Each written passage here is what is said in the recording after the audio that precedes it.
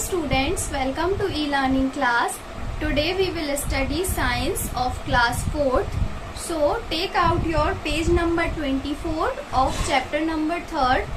हमने अपनी last class में जो लाइफ साइकिल ऑफ फिशेस है और लाइफ साइकिल ऑफ फ्रॉग्स है उनके बारे में पढ़ा था.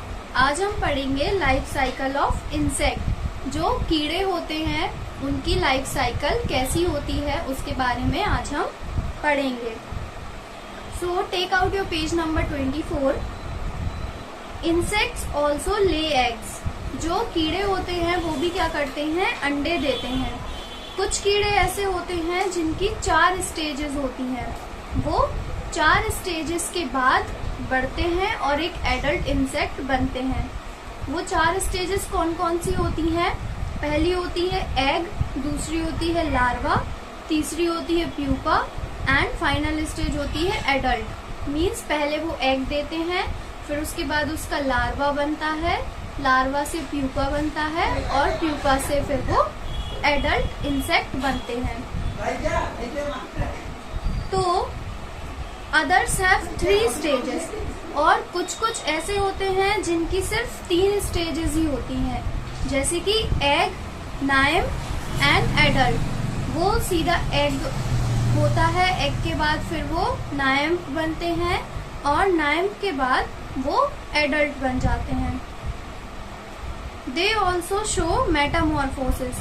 और ये भी मेटामॉर्फोसिस शो करते हैं. जैसे हमने फ्रॉग की लाइफ साइकिल में पढ़ा था कि जो प्रोसेस होती है एक छोटे मेढक की बड़े मेढक बनने में, जैसे वो टेडपोल बनता है, उसकी टेल आती है, टेल आने के बाद फिर वो धीरे धीरे टेल को खोने लगता है और उसके पैर आने लगते हैं. इसी टाइप से जो इंसेक्ट हैं उनमें भी मेटामॉर्फोसिस होती है. उनका जो बॉडी स्ट्रक्चर है वो भी समय के साथ चेंज होता जाता है और आगे जाके फिर वो फाइनली एडल्ट इंसेक्ट में कन्वर्ट होते हैं. A butterfly undergoes 4 stages in its life cycle. The female butterfly lays cluster of eggs on the leaf. जो बटरफ्लाई होती है, तितली जो होती है, उसकी 4 स्टेजेस होती हैं. वो 4 स्टेजेस के बाद एक एडल्ट बटरफ्लाई बनती है.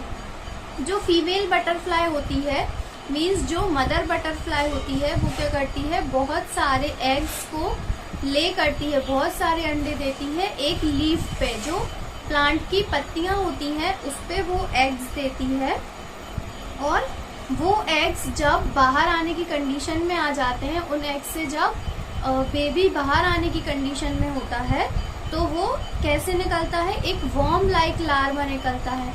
मीन्स एक कीड़े के शेप का लार्वा निकलता है उसमें से, जैसे केंचुए होते हैं उस टाइप का निकलता है लार्वा, जिसको हम कैटरपिलर भी बोलते हैं, जो आपकी बुक में भी आपको गिवन है.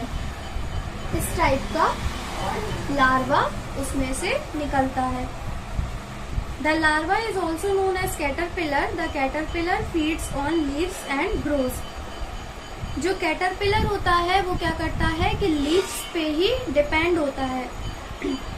वो पत्तियां खाता है और फिर धीरे धीरे बढ़ता जाता है. कुछ समय बाद क्या होता है, कुछ दिनों के बाद जो कैटरपिलर है वो क्या करता है, अपने आसपास एक शेल बना लेता है.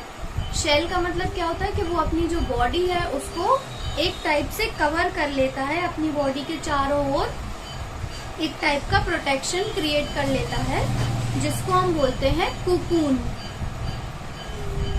The caterpillar is now called a pupa. और जैसे ही वो कुकून अपने आसपास बना लेता है तो वो कैटरपिलर किस में कन्वर्ट हो जाता है, प्यूपा में. The pupa is also known as chrysalis. और प्यूपा का जो दूसरा नेम है वो क्या है, क्रिसलिस. प्यूपा को क्रिसलिस भी बोला जाता है. The cocoon breaks open in a week and an adult butterfly comes out. और फिर जो कुकून है वो जो उसने अपने चारों तरफ प्रोटेक्शन बनाया था, जो कवरिंग बनाई थी, वो फिर एक हफ्ते के बाद जब वो ब्रेक होता है, जब वो टूटने लगता है, तो फिर उसके बाद उसको तोड़कर जो बटरफ्लाई है, जो एडल्ट बटरफ्लाई है, वो फाइनली बाहर निकलती है. तो इस टाइप से ये थी बटरफ्लाई की लाइफ साइकिल. जो आपकी बुक में भी यहाँ पे गिवन है कि कैसे एक जो अडल्ट बटरफ्लाई है उसने एग्स दिए, एग्स देने के बाद वो लार्वा में कन्वर्ट हुई which is also known as caterpillar, और कैटरपिलर के बाद उसने अपनी जो बॉडी है उसके चारों तरफ एक शेल बना ली which is called pupa and chrysalis, and chrysalis के बाद फिर वो फाइनली जब बाहर निकलती है तो वो एक अडल्ट बटरफ्लाई के रूप में बाहर आ जाती है।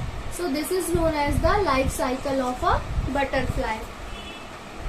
समझ आई आपको लाइफ साइकिल ऑफ बटरफ्लाई? अगर आपको इसमें कुछ डाउट है तो वो आप पूछ लीजिएगा, और इसको आपको रीड भी करना है घर पे। जैसे मैं रीड करती हूँ वैसे ही आप भी इसको एक एक जो आपका सेंटेंस है उसको आप रीड कीजिए, फिर उसके बाद मेरे वीडियो से आप समझिए। अगर उसके बाद आपको किसी सेंटेंस में या किसी टॉपिक में प्रॉब्लम जाती है तो फिर आप मुझसे पूछिए, लेकिन रीडिंग आपको घर पे करना ही है। अगर आप रीडिंग नहीं करेंगे तो आपको समझ में भी नहीं आएगा, और दूसरी बात आप जो अभी तक आपने पढ़ना सीखा था वो भी आप धीरे धीरे भूलते जाएंगे। इसीलिए रीडिंग इज मस्ट, रीडिंग तो आपको करनी ही है घर पे। इसके बाद जो नेक्स्ट है वो है life cycle of a cockroach. तो ये हम अपनी नेक्स्ट क्लास में कंटिन्यू करेंगे। अभी आपको इंसेक्ट की ही लाइफ साइकिल को रीड करना है और इसको समझना है। Okay, so that's enough for today. Next we will continue in our next class. Thank you. Have a nice day.